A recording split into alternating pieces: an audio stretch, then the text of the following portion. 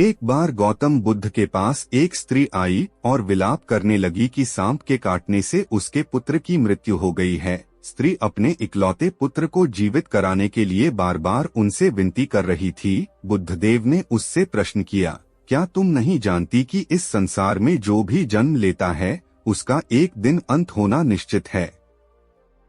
उस स्त्री ने कहा, हाँ अच्छी तरह जानती हूँ, मगर आप पहुँचे हुए महात्मा हैं और आप में इतनी सामर्थ्य है कि आप मेरे पुत्र को जीवित कर सकते हैं, इसलिए मैं आपसे याचना कर रही हूँ। मेरा वह बेटा मेरी इकलौती संतान थी, मैं आपसे उसके जीवन की आस लेकर आपके पास आई, मगर आप तो मुझे उपदेश दे रहे हैं। यदि आप उसे जीवित नहीं कर सकते तो कृपया साफ साफ बता दें।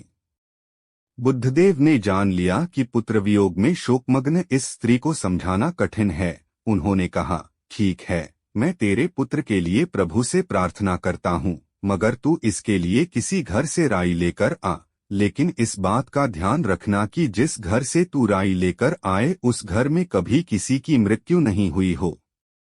स्त्री के मन में आशा का संचार हुआ। उसने सोचा कि राई तो आसानी से प्राप्त हो जाएगी, लेकिन वह जिस घर में जाती वहां यही जवाब मिलता कि उसके घर में किसी न किसी की मृत्यु अवश्य हुई है। वह बेचारी थक गई, लेकिन किसी भी घर से राई नहीं मिली। उसे इस बात की समझ आ रही थी कि मृत्यु अटल एवं अवश्यंभावी है और उसका सामना किसी न किसी दिन हर एक को करना ही पड़ता है।